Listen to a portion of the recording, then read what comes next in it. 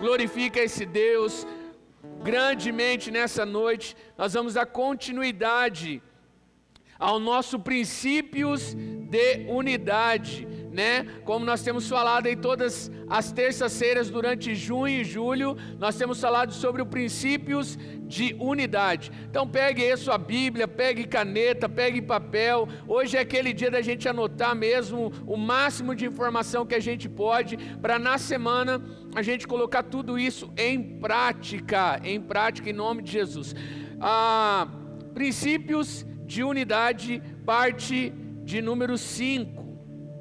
Princípios de unidade, parte de número 5, e o texto está em Gálatas, capítulo 6, verso 1 e verso de número 2. Gálatas, capítulo 6, verso de número 1 e número 2. Enquanto você vai abrindo aí a tua Bíblia, eu também quero agradecer. Quero agradecer a todo mundo que tem trabalhado fortemente nesses dias. Estamos aqui com uma equipe poderosa, né? Quero agradecer a todos que estão aqui, o Wellington, Cíntia, o Theo, pastora Mônica, tem ajudado nessa transmissão. Esse culto tem acontecido por causa dessa equipe poderosa que está trabalhando firmemente para isso. Também quero agradecer a cada um dos líderes de células, anfitriões de célula, líderes aqui na casa que também tem trabalhado fortemente, conectando pessoas, enviando o link, trabalhando, a cada membro, a cada ovelhinha linda da nossa igreja que também está aí conosco nessa transmissão, que tem aí interagido com a gente. Deus seja louvado pela tua vida, por cada amigo, cada pastor que também está conosco nessa transmissão, que atendeu ao pedido, atendeu ao chamado, está aí junto com a gente, podendo experimentar e também depois podendo compartilhar de tudo isso que Deus tem feito no nosso meio. Muito obrigado a todos. Quero agradecer também a Deus que nos deu mais essa oportunidade. As portas do templo, as portas do prédio estão fechadas, mas a igreja não para, a igreja continua viva e ativa e poderosa, e muito mais poderosa em Deus nesses dias, eu creio, e assim eu declaro. Amém? Gálatas capítulo 6, verso 1 e verso 2. Irmãos, se um chegar a ser surpreendido em algum delito, vós que sois espirituais, corrigiu tal com o espírito de mansidão, e olha por ti mesmo, para que também tu não sejas tentados. Levai as cargas uns dos outros, e assim cumprireis a lei de Cristo. Nós temos falado sobre o princípio de unidade, como você está vendo aqui no nosso telão aqui atrás, princípios de unidade. Um dos maiores desafios do apóstolo Paulo foi sobre essa questão da unidade nas igrejas. Apóstolo Paulo, ele ia de igreja em igreja, trabalhando na consolidação, trabalhando na edificação, trabalhando na multiplicação das igrejas, no cuidado das igrejas, e nessas igrejas de cidade em cidade, ele foi encontrando um problema grave, que é o problema da unidade, a falta dessa unidade. Então Paulo, o apóstolo Paulo, trabalha fortemente para restaurar o princípio de unidade nas igrejas, o princípio de unidade nas famílias, nas lideranças, nas cidades a qual envolvia as igrejas. Em Corinto, na igreja de Corinto, o apóstolo Paulo chega lá e ele encontra uma igreja totalmente dividida em vários partidos. Uns diziam que era de Paulo, outros diziam que era de Cefas, outros diziam que era de Apolo, outros diziam que era de Cristo. Então ali a igreja estava dividida em seus partidos. Um se achava mais intelectual que o outro se achava melhor que o outro, e isso estava trazendo uma divisão terrível para a igreja. Na Santa Ceia, Paulo também repreende essa igreja, porque alguns chegavam primeiro, comiam tudo ao ponto de que aqueles que chegassem por último não tivessem mais nada para comer. E Paulo repreende duramente essa igreja por causa dessa atitude também. Olha a divisão que existia nessa igreja de Corinto, o princípio de unidade todo quebrado. Era uma igreja completamente dividida, ao ponto dos filhos terem relações sexuais com suas madrastas. Olha que nível caótico que essa igreja de Corinto vivia. Paulo chega lá e tenta, e trabalha, e gasta muito, gasta e deixa-se gastar, para que aquela igreja voltasse a viver os princípios de unidade. ele repreende a eles para que eles voltem a ter a mesma visão, ter a mesma linguagem e ter a mesma atitude, pois só assim eles representariam o que de fato é a igreja. 3 coisas Paulo pede à igreja de Corinto: que voltem a ter a mesma visão, que voltem a ter a mesma linguagem e que voltem a ter o mesmo comportamento. E assim eles iriam cumprir o que Jesus disse em João capítulo 17, verso 20 e 21. Olha o que Jesus diz: minha oração não é apenas por eles, rogo também por aqueles que crerão em mim, por meio da mensagem deles, para que todos sejam um. Pai, como tu está em mim e eu em ti, que eles também estejam em nós, para que o mundo creia que tu me enviaste. Paulo sabe que a igreja precisa ser restaurada nos princípios de unidade, para que o mundo, olhando para a igreja, veja a igreja unida, a igreja forte, e assim eles venham crer que verdadeiramente Deus enviou a Jesus Cristo, para que todos possam ali o recebê-lo como Senhor e Salvador. Isso na igreja de Corinto. Caminhando para a igreja de Filipenses, Paulo ele repreende 2 irmãs que estavam lá nessa igreja, uma chamada Evódia e a outra Síntique, porque essas 2 estavam travando uma disputa terrível. Eram líderes na igreja, mas viviam um pé de guerra terrível. Brigas tais que estavam esgotando a energia da igreja e trazendo um caos para todos. Elas brigavam tanto, elas discutiam tanto, era tanta picuinha que estava trazendo um desgaste para toda a igreja, para todas as famílias da igreja e para a visibilidade da igreja naquela cidade. A disputa entre as 2 estavam fazendo com que muitos perdessem a simpatia pela igreja e até que outros abandonassem a própria igreja. Olha quão terrível era a vida dessas 2 mulheres e como elas prejudicavam, como elas estavam quebrando o princípio de unidade na igreja de Filipos. Ali na igreja dos Filipos, na igreja dos Filipenses, nessa cidade ali, a qual estava essa igreja. Paulo trabalhava incansavelmente para restaurar a unidade, pois assistiu através da igreja de Atos, o poder de Deus revelado através do princípio da unidade. Paulo olha para Corinto, lembra de Atos. Paulo olha para os Filipenses, lembra de Atos, como aquela igreja cresceu, como aquela igreja avançou, como aquela igreja se multiplicou, porque aquela igreja vivia o princípio de unidade. Paulo, olhando para a igreja de Atos, ele só tinha uma coisa em mente: se as igrejas a qual eu passar viverem o princípio de unidade, ninguém segura a igreja, ninguém segura os planos, os propósitos e os projetos para a igreja nesses dias. Paulo viu uma igreja que não parava, que oravam pelos outros e que tinham tudo em comum. Em Corinto, ele vê divisões. Aos Filipenses, ele vê brigas e disputas. Mas na igreja de Atos, ele vê o princípio de unidade restaurado. E quão esse princípio foi precioso.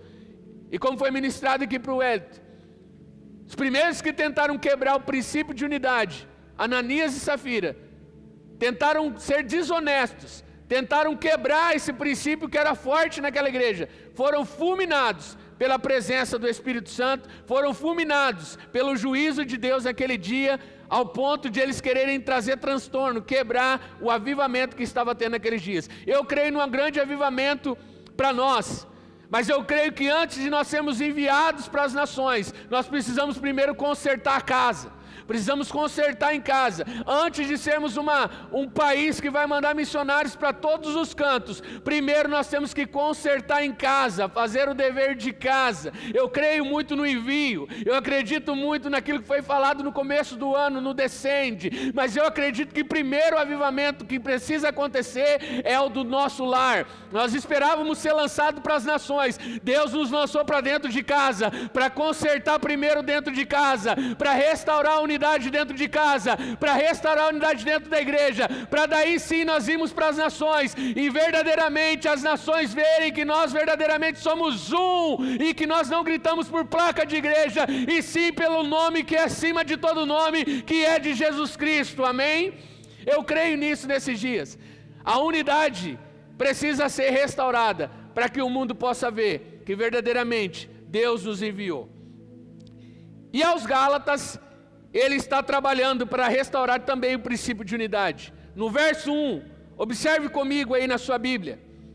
Olha o que ele fala: irmãos, se o homem chegar a ser surpreendido em algum delito, vós que sois espirituais, corrigi o tal com espírito de mansidão, e olha por ti mesmo, para que também tu não sejas tentado. Olha o que Paulo está falando. Quando vocês pegarem algum irmão em algum ato, em algum delito, cometendo algum pecado, sejam misericordiosos. Amém? Sejam mansos na correção, sejam amorosos na correção.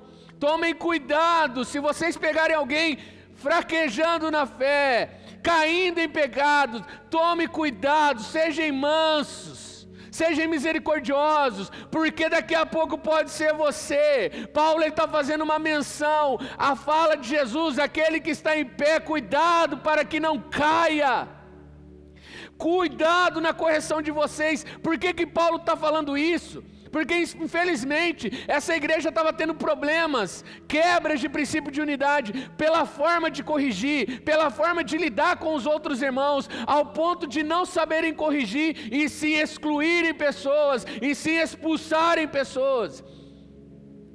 Aqui está um dos maiores causadores de quebra do princípio de unidade. A grande questão não é o que você fala ou o que eu falo, a grande questão é como a gente fala. E Paulo é um dos maiores exemplos disso. Ele sabe o que ele está falando e ele passou por isso. Certa viagem missionária, estava lá para entrar no barco Paulo, Silas, Barnabé, João Marcos e mais a tripulação. E eu não sei porquê, se é por um mal-estar, ou por uma doença, ou até mesmo por medo, João Marcos, ele desiste dessa viagem missionária. Ele volta para trás. Ele abandona aquela viagem missionária. E vai Paulo, vai Barnabé e vai Silas. Voltando daquela viagem, creio que passou alguns dias, algum tempo, eles vão para outra viagem missionária. E está lá a tripulação. Barnabé, Paulo, Silas, algumas pessoas, e João Marcos chega. Na hora que João Marcos chega, começa um atrito, porque Paulo não queria que João Marcos fosse, porque João Marcos tinha desistido na primeira viagem, a ponto deles, da discussão ser tão forte, que eles se separam. Barnabé e João Marcos vão para um lugar, Paulo e Silas vão para o outro. Paulo corrigiu João Marcos de uma forma bruta, de uma forma sem misericórdia, de uma forma sem mansidão, a ponto deles se separarem. Olha que importante isso. Paulo está ensinando algo que ele já passou. Paulo está ensinando aquilo que ele já presenciou. Ele já tinha visto quão importante era saber conduzir as pessoas, para que o princípio de unidade não viesse a ser quebrado. E quantas pessoas, meus irmãos, quantas pessoas estão hoje pelo caminho, estão hoje desviadas, se encontram caídas, desestimuladas, desanimadas pela forma que foram afrontados, sem misericórdia, sem mansidão, dentro de uma célula, dentro de uma igreja, ou até no meio da família, foram tratados sem misericórdia, e hoje estão afastados. Assim como João Marcos passou um tempo afastado. E lá na frente, lá em 2 Timóteo, capítulo 4, verso 11, olha o que Paulo diz: toma a Marcos e traz-o contigo, pois ele me é de grande auxílio para o ministério. Olha o que Paulo reconhece.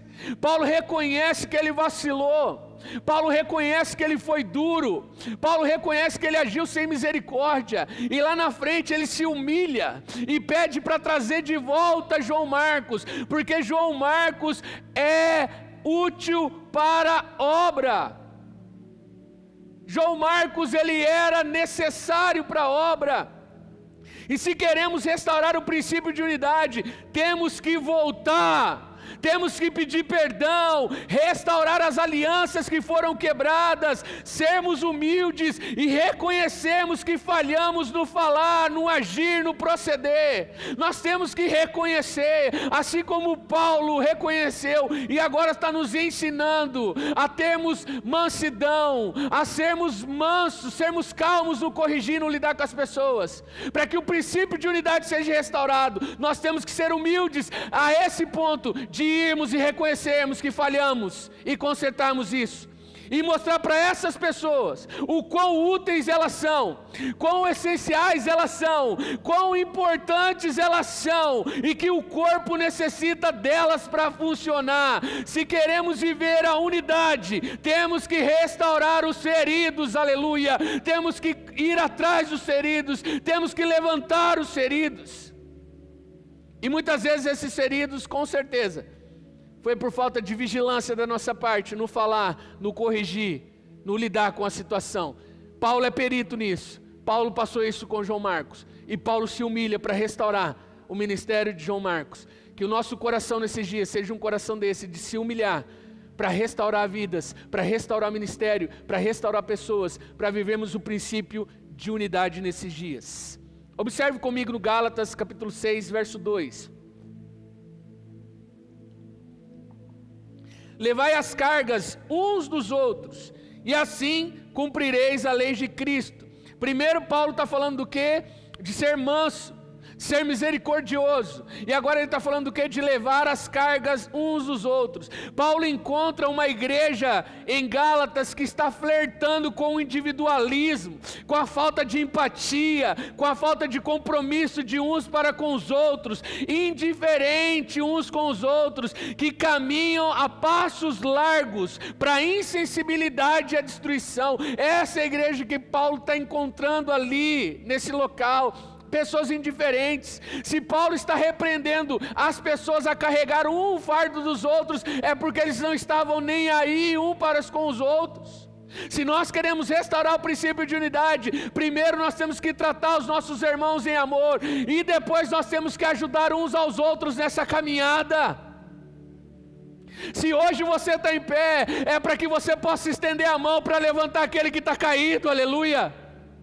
É assim que nós restauramos o princípio de unidade nesses dias. A igreja é o corpo, e quando o corpo se divide, o que resta é morte. A igreja é corpo. Nós não somos um melhor que o outro. Todos nós fazemos parte desse corpo. E a marca principal dessa morte é a falta de sensibilidade que estava destruindo com essa igreja.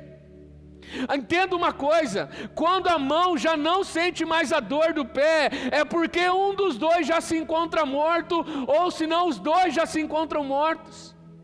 Quantas pessoas aí na tua comunidade, quantas pessoas aí na sua célula, quantas pessoas da tua família, que você sabe que eles estão mal, que você sabe que eles estão doentes, que você sabe que eles estão em depressão, que você sabe que eles estão tomando remédio, que você sabe que eles estão quebrados financeiramente, você sabe que a família está a um fio do divórcio e você não está fazendo nada.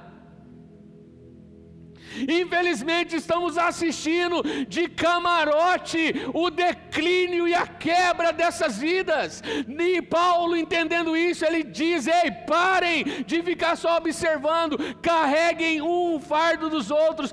Ei, parece ser meio clichê isso que eu vou falar aqui, mas entenda que se as feridas do seu irmão não lhe causarem dor, a sua doença é mais grave que a dele. Ei, entenda isso nessa noite: se as feridas das pessoas que estão ao seu lado não te causarem dor, a sua doença é pior que a deles. Entenda, meu querido, nessa noite, que quando a dor do próximo não nos afeta mais, quem precisa de ajuda, de fato, somos nós mesmos. Guarda isso no teu coração nessa noite.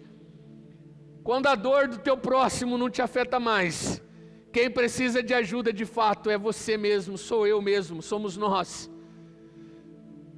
Paulo está repreendendo essa igreja aqui, Porque ele vê uma igreja individualista, ele vê uma igreja insensível, uma igreja que não se preocupa mais com o próximo, não chora mais pelo próximo, não se compadece mais do próximo, uma igreja que vive cada um por si, e não é assim o reino de Deus. O reino de Deus não é cada um por si, o reino de Deus é juntos, o reino de Deus é família, o reino de Deus é corpo, o reino de Deus é unidade. Eu tenho uma memória escrita nas tábuas do meu coração com respeito à sensibilidade, para você ver como nesses dias o ser humano ele tem perdido a sensibilidade. Há certo tempo atrás, eu estava trabalhando com moradores de rua, com andarilhos, com pessoas em estado de rua, e a gente levava uma garrafa com leite, café, alguns pães, e a gente saía entregando, pedalando de bicicleta, com uma equipe. A gente saía entregando pão na noite e leite para aqueles moradores, aqueles andarilhos, pessoas que estavam no estado de rua. E naquela noite saiu bastante pão, saiu bastante leite. E eu lembro que a gente estava só com um pão e um pouquinho de leite na garrafa. E a gente encontrou um morador de rua debaixo de uma copa, de uma árvore bem pequenininha. Ele tinha se enfiado lá debaixo, creio que com medo de ser espancado, com medo de ser machucado. E a gente acordou, ele despertou, ele saiu daquela copinha, daquela árvore com medo. E a gente falou que a gente estava ali para entregar um leite, entregar um pão e fazer uma oração por ele. Eu me lembro que ele estava com o pé todo machucado, cortado. Um amigo meu, Beto, tirou o tênis, deu o tênis para ele.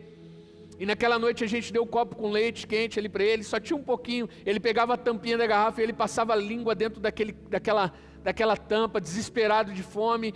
Ele disse, não tem mais, e a gente já com os olhos ali cheios de lágrimas, a gente dizia que não tinha mais, que a gente só tinha mais um pão. E ele pegou aquele pão e ele repartiu aquele pão.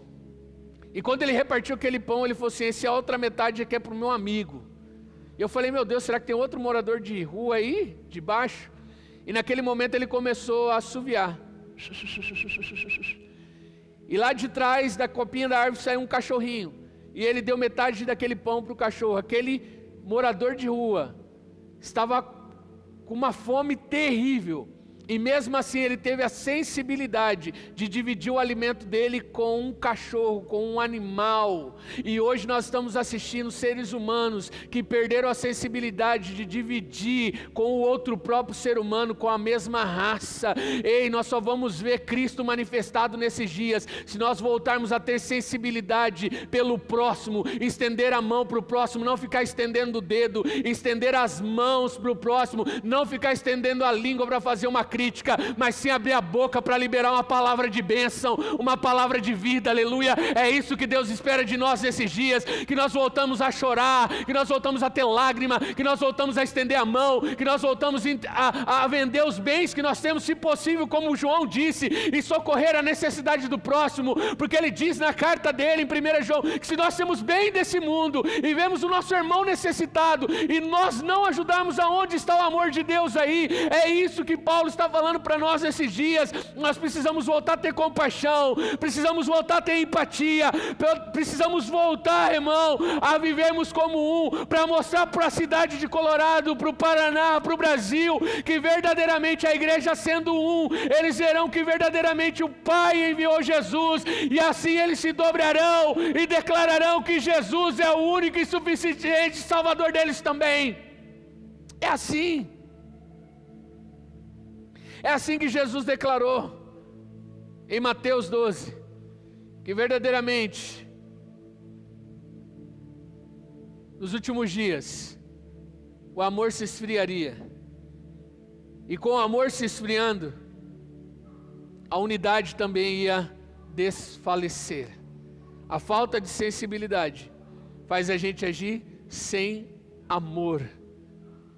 O amor está se esfriando, a falta de sensibilidade, a insensibilidade está crescendo, e nós estamos vendo pessoas ficando pelo caminho, na ânsia de conquistar multidões, na ânsia de querer ter uma mega church, na ânsia de querer crescer a qualquer custo, estamos deixando uma linha de estrago para trás, de pessoas que ficaram pelo caminho, de pessoas feridas, pessoas quebradas, pessoas que foram usadas como algo descartável, enquanto estavam bem, enquanto davam fruto, valiam, e agora que estão machucados, feridos, agora que caíram no pecado, não servem mais. Não é isso que Paulo está falando. Paulo está repreendendo Gálatas, assim como se estivesse repreendendo nós nesses dias, para nós voltarmos a olhar para o princípio de unidade, olhar o irmão como parte do corpo, não só como um membro da igreja, como um número da igreja. Como muitos têm dizido nesses dias, sai 10, entra 20, não, irmão, isso aqui é corpo. Se sai um pedaço, nós ficamos deficientes, se sai um pedaço, meu irmão, nós ficamos inválidos. Não é isso que Jesus disse. Jesus disse: ei Pai, enquanto eu estive aqui nessa terra, eu não perdi nenhum daqueles que me deste. E é assim que nós temos que caminhar como igreja nesses dias. É assim que eu chamo você para caminhar como igreja nesses dias. Hoje é dia de restaurar o princípio de unidade, começando a carregar um fardo dos outros. E carregar o fardo do outro, meu irmão, não é carregar essa pessoa. Entenda isso nessa noite, pega isso para a tua vida. Carregar o fardo do outro não é carregar a pessoa, não é resolver o problema da pessoa, não é chorar pela pessoa, é se importar com a pessoa.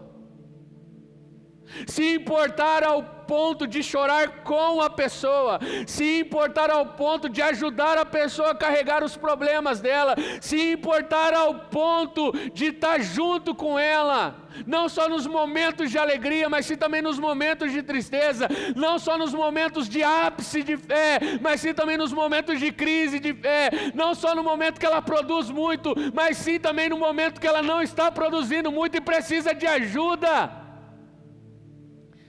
É para isso que nós precisamos restaurar o princípio de unidade, para que a igreja pare, meu irmão, de ficar querendo mais, e só querendo mais, e vai deixando para trás aqueles que tanto necessitam. Minha oração hoje, junto com você nesse tempo final, é para que Deus quebrante o teu coração, para que Deus abra a tua visão, para que você comece a olhar um pouquinho mais para o lado. As primeiras pessoas que precisam que você ajude elas a carregar o fardo, são essas pessoas que estão do seu lado aí na sua casa. Tem pessoas aí na sua casa, que estão carregando fardos pesadíssimos, e talvez você nem saiba. Sabe por quê? Você não sabe? Porque talvez você não se importe em perguntar, talvez você não se importe em saber, talvez você não se importe em ouvir. Que Deus te dê capacidade nessa noite de poder conduzir o ouvir e não falar, que você possa se importar, que você volte a ter restaurado no teu coração os princípios de unidade, para que a igreja possa ser restaurada, para que a tua casa possa ser restaurada, para que a tua célula possa ser restaurada, para que o mundo assim olhe para nós e veja Cristo em nós. Não porque nós somos uma igreja que tem muitas coisas, e sim porque essa igreja vive os princípios a qual o Senhor Jesus propôs para ela viver. Esse é o meu desejo nessa noite. Esse é a minha oração com você nessa noite. Que você volte a falar com amor, que você volte a ser misericordioso, que você volte a ter compaixão. Amém por você estar em pé. Mas Paulo diz, aquele que está em pé, nesse mesmo texto ele faz uma menção, aquele que está em pé, cuidado para que não caia. Corrija as pessoas sim, mas da maneira que você gostaria de ser corrigido, sem humilhar, sem ofender, em amor. Corrija sim, em amor, ajude essas pessoas, entendendo que amanhã talvez seja você que precise de ajuda. E olhe um pouco para trás, dê uma olhada para trás. Será que alguém ficou pelo caminho? Você está sentindo a falta de alguém aí na tua casa, na tua família, na tua célula, na tua igreja? Será que essa pessoa não precisa da tua ajuda? Será que depois que acabar essa live, essa pessoa não precisa do teu telefonema? Eu queria te desafiar depois que acabar isso, depois que acabar essa live, acabar essa palavra, pega o seu telefone, ligue para alguém que você conhece que ficou pelo caminho. Mande uma mensagem para alguém que ficou pelo caminho, alguém que está afastado. Fale para ele o quão ele é importante, o quão ele é necessário, o quão o corpo precisa dele. Ministre uma palavra para ele, libere uma oração para que essa pessoa seja restaurada hoje, pelo poder que há no nome de Jesus. Se levante com coragem, com ousadia para fazer isso nessa noite. Pessoas precisam de você. Que nessa noite você possa se levantar como o diferencial para viver isso que Paulo falou. Em nome de Jesus, que você possa ser usado para restaurar o princípio de unidade e que vidas possam ser restauradas através desse princípio que vai ser restaurado na tua vida. Aonde você está, e feche os seus olhos, eu quero orar por você nessa noite. Senhor Deus Pai, em nome de Jesus, nós clamamos nessa noite, restaure esse princípio de unidade no seio da tua igreja, nas células, nas famílias, meu Pai, restaure isso, meu Senhor, em nome de Jesus. Restaure isso em nome de Jesus. Restaure a sensibilidade no nosso coração, a compaixão, a misericórdia, a mansidão no nosso coração. Pai, que nós não viemos olhar as pessoas como um número, e sim como uma vida preciosa, como uma parte do corpo necessária, essencial, Senhor. Em nome de Jesus, restaure, Pai, nesses dias que o amor tem se esfriado, Senhor, meu Pai, Senhor, traga um avivamento sobre a tua igreja de amor, e que esse avivamento se espalhe nas famílias, meu Pai, nas igrejas, nas células, nessa cidade, meu Senhor, que nós viemos resgatar aquele que ficou ferido pelo caminho, que nós viemos usar essa mesma humildade que Paulo usou, para ir atrás daquele que está ferido, para pedir perdão, para restaurar as alianças, meu Pai, para que o mundo possa ver a igreja como uma unidade só, para que eles possam ver que verdadeiramente o Senhor enviou Jesus, e nós somos reflexo disso nesses dias.